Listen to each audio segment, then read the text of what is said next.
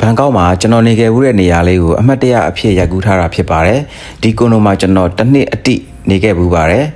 အခုကကြတော့ကျွန်တော်တခြားနေရာကိုပြောင်းရတော့မယ်ဆိုတော့အခန်းအသစ်လည်းရပြီဆိုတော့ဒီကွန်ဒိုကိုအမှတ်တရအနေနဲ့ရိုက်ထားတာဖြစ်ပါတယ်ဒီထဲမှာကျွန်တော်တစ်နှစ်အတွင်းမှာအခန်းနှစ်ခန်းပြောင်းခဲ့ပါတယ်နှစ်ခန်းလုံးက structure အတူတူပဲ down အခန်းပဲအပေါ်တဲ့အောက်ထဲပဲကွာတာပေါ့နော်ကျွန်တော်အခုကတော့တခြားနေရာပြောင်းရတော့မှာပေါ့နော်ဒီနေရာလေးကကျွန်တော်နဲ့ကျွန်တော် roommate အကိုနဲ့နေဖြစ်တာများပါတယ် roommate အကိုကမနေဖြစ်တာများတယ်ကျွန်တော်ကတော့များသောအားဖြင့်နေတဲ့လူပေါ့နော်အကိုကတော့တစ်ခါတလေမှလာနေဖြစ်တာများတယ်မနေ့ဆိုရင်ကျွန်တော်အစိုးရထားတဲ့အကျင့်ရှိရဗျပိတ်ရက်ဆိုရင်လည်းကျွန်တော်ကနောက်အကြကြီးမအိတ်တက်ဘူးပေါ့နော်ကျွန်တော်အိပ်ရာတွေဘာတွေတိမ့်ပြီးတော့ကျွန်တော်မနက်စာချက်ပါတယ်မနက်စာချက်ပြီးတော့အစင်းသင်းဖြစ်ပြီဆိုရင်တော့ဖះဆုံးကတ်ရေကတ်တာပေါ့နော်ရေကတ်ပြီးတော့ဒီဖះတွေပါရှ िख ိုးပေါ့နော်ပြီးရင်တော့ကျွန်တော်တပတ်စာအဝတ်စားတွေပေါ့နော်ဝတ်ထားတဲ့အဝတ်စားတွေကိုတစ်ခါတည်းလျှော်ပါတယ်လျှော်တဲ့အချိန်မှာကျွန်တော်ရေမိုးချိုးတယ်ပေါ့နော်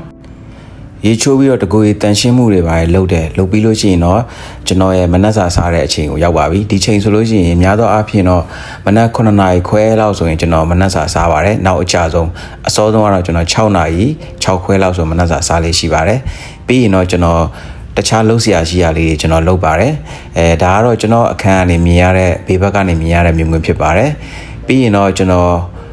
အခြားဝေယဝိစားတွေလုပ်ပြီးတော့နေ့လည်စာစပြီးတော့ပြန်ချက်ပါတယ်များသောအားဖြင့်တော့ကျွန်တော်ကနေ့လည်စာကိုအိမ်မှာပဲစားတယ်နီးနီးနားနားကျွန်တော်ဘေးမှာကျွန်တော်ဟိုဘက်ပူတာဆိုရင်ပရက်ခနိုဈေးရှိပါတယ်ပရက်ခနိုဈေးကဝယ်ပြီးတော့ကိုယ့်အကိုပဲချက်စားပြတာများတယ်ပေါ့နော်တခါတလေမှပဲတငယ်ချင်းတွေနဲ့အပြင်ထွက်စားကြတယ်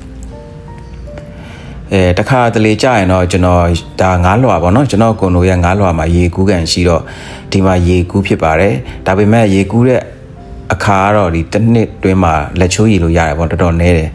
ကျွန်တော်များသောအားဖြင့်တော့ gym က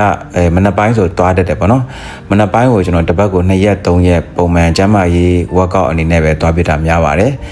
gym လေးပါလေးသွားပြီးတော့လှုပ်ရှားရှိရလုပ်ပြီးတော့ညကြရင်တော့ဒါကျွန်တော်အခန်းမြင်ကွင်းဖြစ်ပါတယ်အခန်းဘေးကနေအိပ်ရာဘေးကနေမြင်ရတဲ့မြင်ကွင်းဖြစ်ပါတယ်အမှတ်တရအနေနဲ့ဒီဗီဒီယိုလေးကိုရိုက်ထားတာဖြစ်ပါတယ်